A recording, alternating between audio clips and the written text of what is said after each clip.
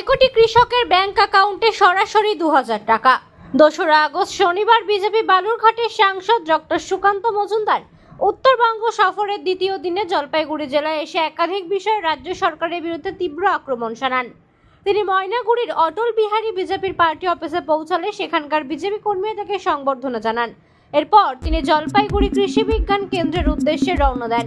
সাংসদ সুকান্ত মজুমদার জানান, প্রধানমন্ত্রী কিষাণ সম্মান নিধি যোজনার অধীনে আজ সারা ভারতবর্ষে প্রায় 9 কোটি কৃষকের ব্যাংক অ্যাকাউন্টে 2000 টাকা করে সরাসরি পাঠানো হবে। এই প্রকল্পের আওতায় পশ্চিমবঙ্গের প্রায় 45 লক্ষ কৃষক সরাসরি সুবিধা পাবেন। তিনি জানান, আজকের দিনটি এই প্রকল্পের 20তম কিস্তি হলেও পশ্চিমবঙ্গের এটি 18তম, কারণ রাজ্যের সরকার প্রথম দিকে এই প্রকল্প গ্রহণ করতে রাজি ছিল না।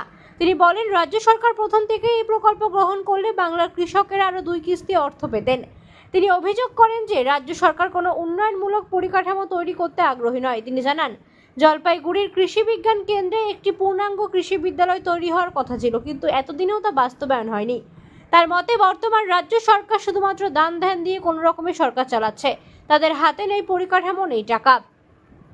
তিনি আরও বলেন, রাস্তাঘাট, হাসপাতাল, বিদ্যালয় এবং কৃষি বিদ্যালয় এগুলো বানালে আগামী 50 বছর ধরে মানুষ উপকৃত হবে, কিন্তু এই সরকার তা চায় না। সাংসদ বলে যে রাজ্য সরকার ক্লাবগুলিতে অনুদান দিচ্ছে, তার মাধ্যমেই তারা ভোট রাজনীতি করছে। এত কম কেন বাড়ানো? পশ্চিমবঙ্গের সংখ্যা এই জন্য কম, কারণ পশ্চিমবঙ্গে যখন এই প্রকল্প শুরু হয়েছিল পশ্চিমবঙ্গ সরকার রাজনৈতিক কারণে এই প্রকল্পে অংশগ্রহণই করেনি। সেজন্য গোটা দেশে এটা 20তম যে ইনস্টলমেন্ট দেওয়া হচ্ছে, 20তম কিস্তি দেওয়া হচ্ছে। পশ্চিমবঙ্গের ক্ষেত্রে 18তম কিস্তি, মানে আমরা 2টো কিস্তি পিছিয়ে শুরু করেছি। তো স্বাভাবিকভাবে গোটা পশ্চিমবঙ্গে এর ফলে কি হয়েছে, প্রচুর কৃষক বাদ পড়ে গেছে। আবেদন করলেও পাচ্ছে না তারা। একটা নির্দিষ্ট সময়ের ফলে উইন্ডো খোলা থাকে, সেই উইন্ডোর মধ্যে করতে হবে। পশ্চিমবঙ্গের জমির কাগজে এত অনিয়ম, এই সরকার বিএলআরও দপ্তর কোনো কাজ করে না, ঠিকমতো করে না। বিএলআরও শুধু টাকা রোজগারের জায়গা হয়ে গেছে। তো সেই জন্য কৃষকদের কাগজপত্রের মধ্যে অনেক রকম সমস্যা আছে। অনেকের পাট্টা জমি আছে, তার নির্দিষ্ট মালিকানা নেই। এই জন্য কৃষকরা অনেকেই বঞ্চিত হচ্ছে। তার মাধ্যমেই তারা ভোট রাজনীতি করছে। 2 লক্ষ টাকা দিলেও আমি খুশি হতাম, কিন্তু এই সরকার ভাবছে দুর্গাপূজার নামে হিন্দু ভোট কিনে নেবে। একই সাথে তিনি মুখ্যমন্ত্রীকে উদ্দেশ্য করে বলেন, হরগোবিন্দ দাস এবং চন্দন দাস তাদের পাড়ার ক্লাব পুজোর 85,000 টাকা করে পেত, অথচ তাদের নিজেদের বাড়ির সামনে খুন হতে হয়েছে। পুলিশ পৌঁছাতেই সময় নিয়েছিল 4 ঘন্টা। মুখ্যমন্ত্রীর কাছে প্রশ্ন, এটাই কি আপনার প্রশাসন?